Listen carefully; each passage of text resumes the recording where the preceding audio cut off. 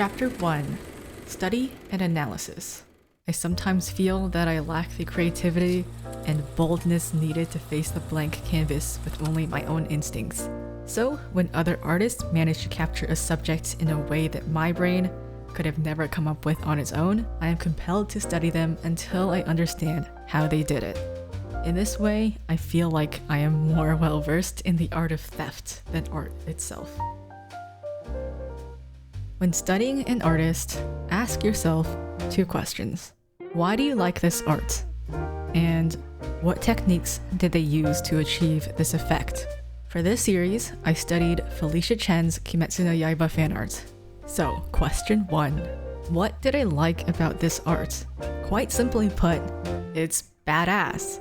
It recreates and distills the feeling that we get when watching those amazing action sequences that Ufotable crafts so pristinely. I'm basically saying the vibes are immaculate, so let's break this down. Question 2. What techniques did they use to achieve this effect? Number 1. Wide aspect ratio. These pieces are all drawn in a 2.35 by 1 ratio, aka cinemascope. It is the ratio we're used to seeing in movie theaters, so it gives the effect of the illustration being a still frame or screenshot taken from a movie or animation. Basically, it just makes the whole thing more cinematic and epic. I think it's pretty important that she didn't choose to do a square crop or a vertical crop or even a 16 by 9 crop. The choice to have a cinemascope crop was very intentional. And that leads straight into number 2, which is composition. The composition in all of these are exceedingly simple. They all follow one line of movement, directing the eye towards a focal point, which in this case is the character's face and eyes especially. Everything, and I mean everything in these illustrations are following these lines of action and guiding your eye around the image to land back on the face. Number 3, dynamic posing. Like, duh, right? These characters are all mid-action in a gestural pose, viewed from a dynamic perspective. Their hair and their clothing are flowing around them, showing us where they were just a second before the snapshot was taken. Number 4, depth of field. Related to dynamic posing, all of these illustrations have a foreground, midground, and background. The midground is in focus, while the foreground and background are blurred, mimicking the effects of a wide-angle lens. A wide-angle lens is often used to exaggerate perspective and to warp straight lines, so that things closer to the camera seem closer and things farther away seem way further. Number 5, FX. FX dominates these illustrations. These would not be half as impactful without the right effects as framing devices. If we break the effects down, we can see that the pattern tends to be big shapes, medium shapes, and tiny little particles. All of them follow this line of action that we talked about in number 2, composition. Number 6, lighting. The lighting in these tend to follow the logic of feeling rather than, well, logic. For Nezuko, we can assume the lighting is coming from the bottom, but it doesn't really explain the streak of light across her eyes and hands really. The lighting in all of these serves to heighten the feeling more than anything else. They range from hard edges to soft edges, and at times, especially in the shadows, mimic a sort of spontaneity that we're used to seeing only in traditional ink splatters.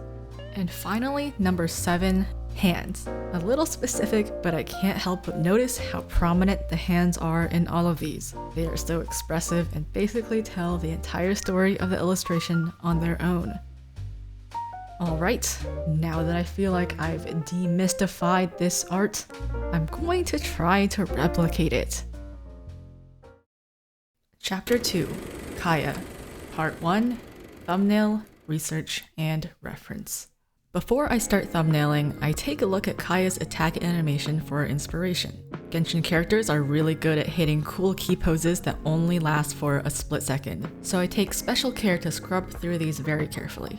My favorite channel for this is this one right here, They showcase all of the attacks from every angle and have a compilation afterwards, so it's very helpful. Kaeya is known to be a rather laid-back, playful character, so my goal with this illustration was to capture him in a serious moment. That split second of when he's laser-focused, intense, and all of his playfulness is gone. With Kaeya, there's also this theme of hiddenness.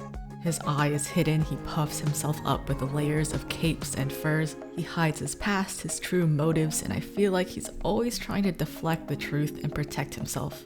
I really like this pose here, where his hand is in front of his face. It fits well with those themes. It's defensive, but also offensive. So I start exploring different ways I could frame this pose in an illustration.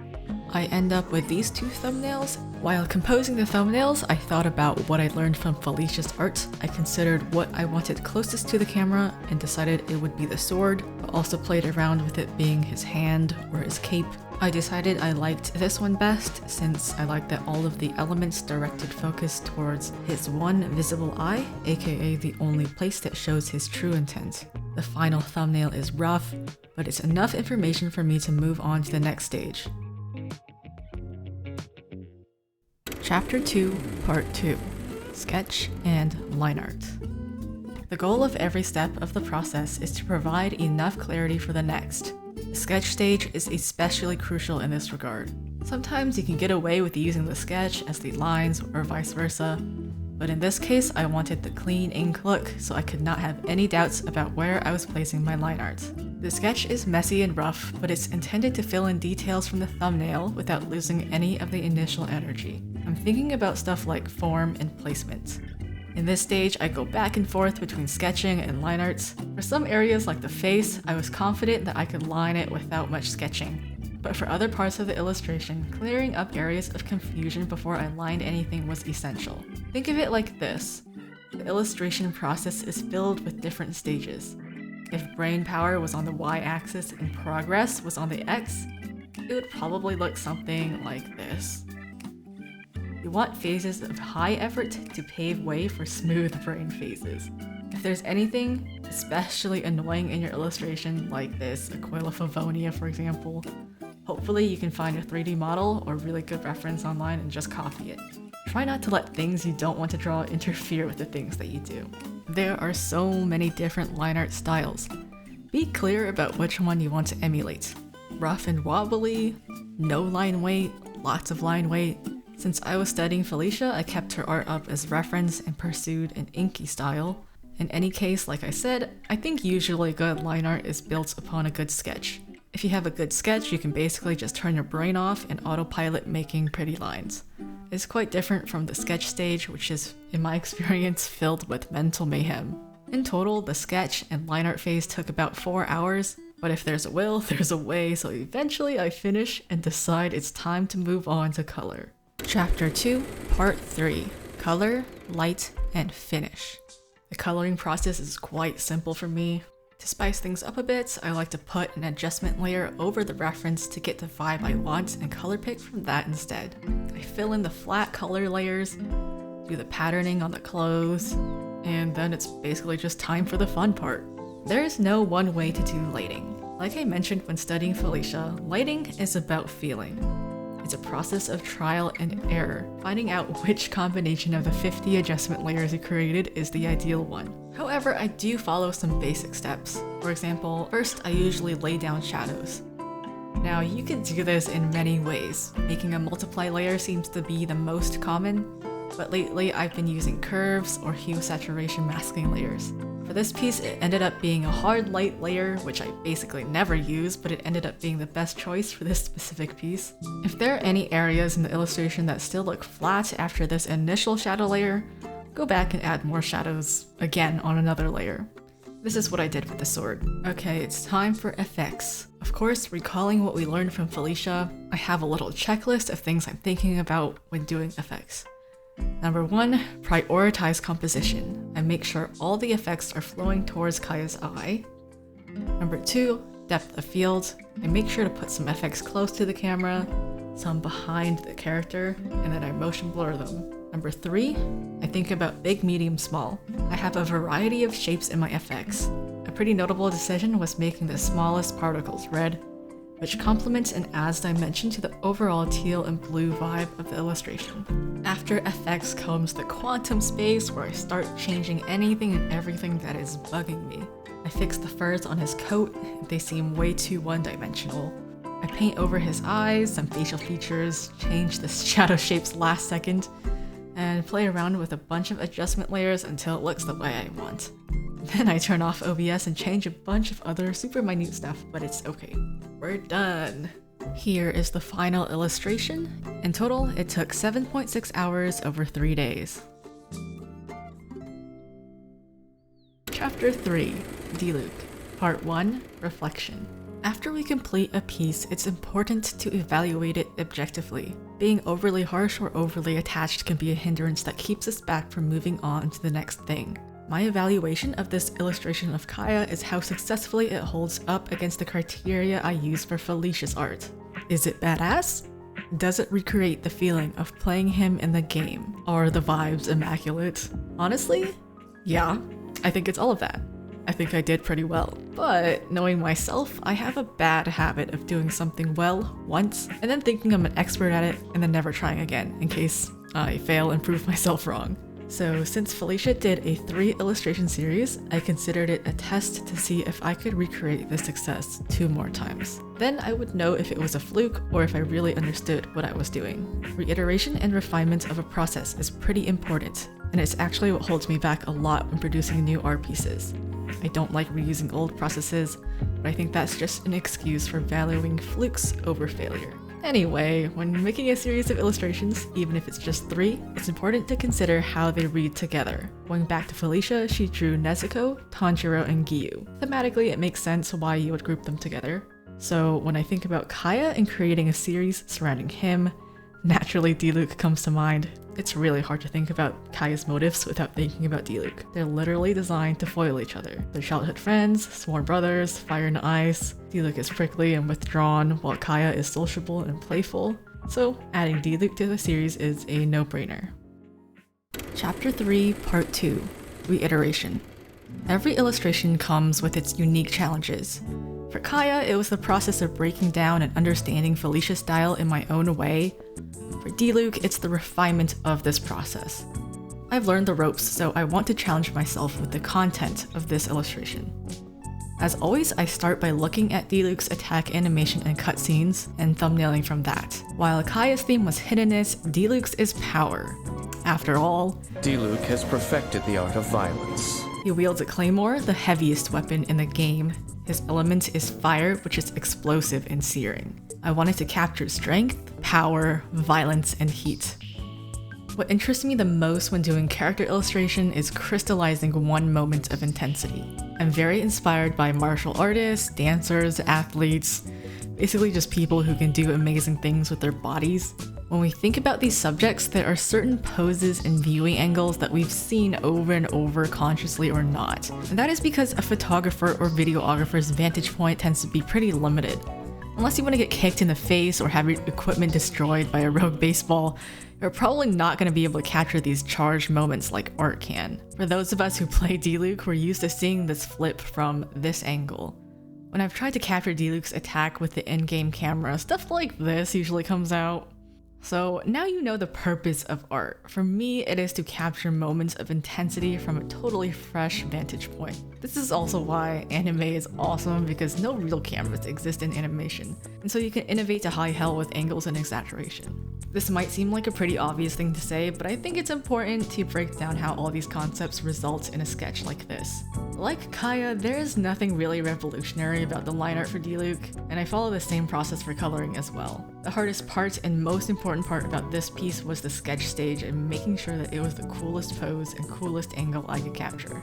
The rest of it was pretty much as expected, just making sure that the process I used with Kaeya could work with a different subject.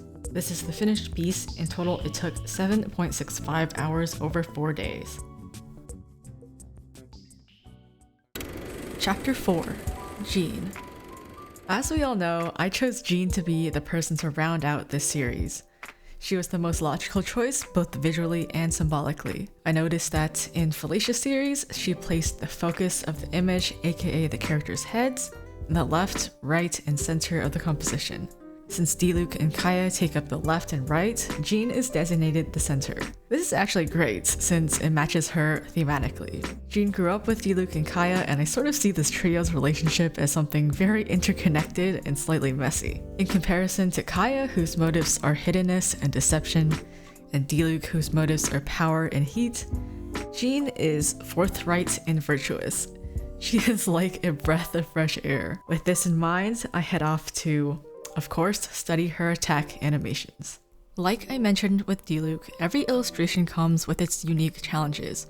For Jean, it was the fact that none of her attack animations were working for me. So I had to make my own reference. When it comes to posing for my own reference, I prefer to take a video instead of a photo. In this case, I knew I wanted her hand to be close to the camera and her sword to cut across her silhouette. I did several thumbs with different hand poses and ended up taking this one to the sketch stage.